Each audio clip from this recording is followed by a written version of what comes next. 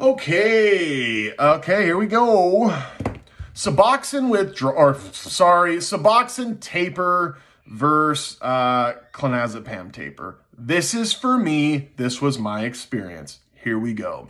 Okay, well, first off, and most of y'all know my story, but this video is for everyone. Newcomers, all that. So yeah, with Suboxone, I went from 32 milligrams down to about a half. Like the last week I was taking less, but I couldn't even tell you the number. It doesn't matter. We'll just say half a milligram. So from 32 milligrams down to a half. Took me 4 years, had surgery twice. There were things that kind of threw a wrench into it. I would have liked to do it sooner, like 2 years, to be honest with you. But it worked out the way it worked out, and it's great. But okay, so that's just, I just have to tell you that, okay? So that's the Suboxone, 32 milligrams down to a half.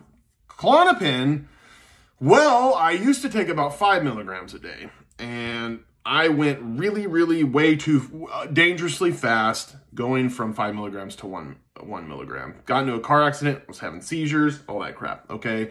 And now that I'm looking at it, we didn't know at first what was going on with me. That's what was going on, because I went from 5 to 1, just like that, and then all that crap happened.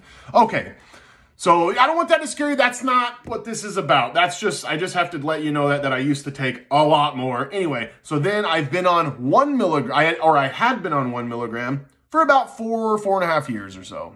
Maybe 5, actually. I don't even know, whatever. Can't remember that crap anymore. You take all this stuff and it's like, I don't know. Anyway, so that's that. Okay, so 1 milligram for like 4 or 5 years. Then from the 1 milligram went to 3/4 of a milligram to a half to 0.25 to, you know, or yeah, 0.125, blah, blah, blah, whatever it is. I don't really know right now. And then down to a little less than that, and I started taking crumbs, but not for too long, you know what I mean? Like, I did the taper from 1 to that in less than a year, I think 9 months or so, maybe like 8 months. Anyway, it doesn't matter. Well, it kind of does, I guess. And so I jumped off, you know, taking roughly a little less than, you know, 0.125, okay? So now let's talk about what one was harder for me and why. Why was it harder for him? Why, you know, or, you know, whatever. So I'll tell you right now, for me, Suboxone was definitely harder to taper off of. And the reason why, for me, was when you're tapering off Suboxone or just taking Suboxone, I know some people say, no, you don't get high, or you can't get high. Yeah, you can. You're full of S-H-I-T if you say you can't get high. I talk to people that just have only taken Suboxone off the street. They're shooting it up. They're doing, you know, buprenorphine, and that's what they get high on. Really high, okay? So let's not pretend that crap doesn't. Yeah, to me, I could probably get the least high on Suboxone than any other thing I took, though. That is the truth, but we can still get high on it, okay? So anyway, so sorry. But when you're tapering off the Suboxone, and even when you're not feeling great, well, when you take that little bit, you know, you're feeling like crud, you know, you're sweating, you're just like, oh, I don't have energy, maybe you didn't sleep great the night before, whatever, and you take some Suboxone, even though you're tapering that little bit, and your brain gets rewarded. There's chemicals that go off that are gonna make you feel better and good, okay? That's just what it is. So that makes it hard, because you just, you know, when you get off that stuff too, you just have no energy, and you're just like, man, you go to work and you're like, man, if I just took, you know, I know I'm tapering, I was doing good for 4 days, but now you're feeling, because of the long half-life, so then sometimes you don't feel like the whole thing, you know, from the taper until a few days, and you're working or whatever, and you're just like, dude, I need a little bit more energy. I'm just, you know, and I'm not going to taper today, or, you know what I mean? And then it can turn into a few days, and then you're like, damn it.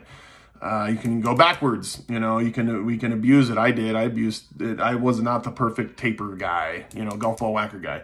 Sorry. But, crap, what was I freaking saying? Dang it, this is what's going to happen when I freaking do a video like this on day 10 of Clonazepam withdrawal.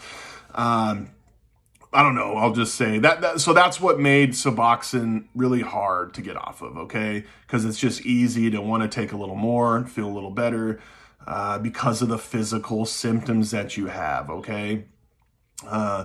With the Clonazepam, here's the deal. It was hard. It had its own things that made it difficult, especially in the early stages, and especially when I went from 0.5 to 0.25, I think, is when it really sucked for me. It sucked at going from 1 to 3/4, from 3/4 to half.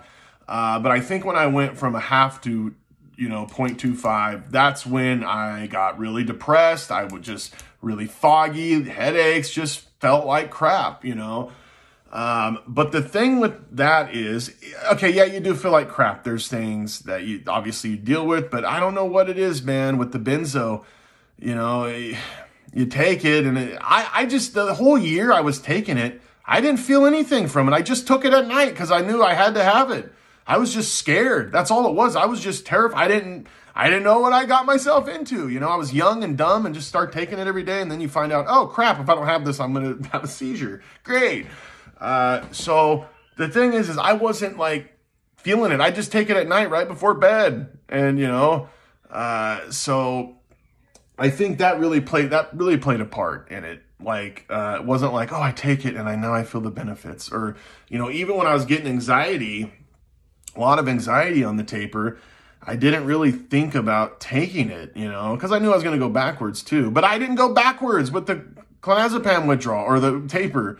You know what I mean? And I would do that with the Suboxone. It was definitely more hard to taper, can you say that? Harder to taper off the Suboxone. Okay, I know I keep saying that, but and then obviously, I guess I could say this too, is 10 days in the withdrawal, yeah, Suboxone's way harder. Okay, it's definitely harder. I could have worked I could have worked every day so far.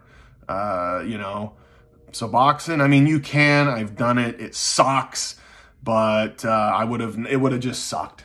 Would have been really freaking hard, and I hate working during that crap. I hate working during the post-acute withdrawals, for goodness sakes. But yeah, as far as the taper goes, opioids, sorry, I'm moving the camera, are, for me, definitely harder. It's just, I don't know, man. I don't want to be like it's not close, but it kind of isn't close in my opinion. I don't know, man. It sucked when I was getting really depressed coming off the benzo, though. It is really sucky. And like I said, I was more depressed than I ever had been. But also, I was, right when I was a year off Suboxone, I went into this. And you watch my 1-year video coming off Suboxone, I was still depressed. I had my ups and downs. It wasn't like I was just like this whole time. But you watch it, I was not back to normal at all, okay? So I think that might have had some, just added to it. And so anyway, okay, here we go. That's it. V for victory. God bless all y'all, and salute.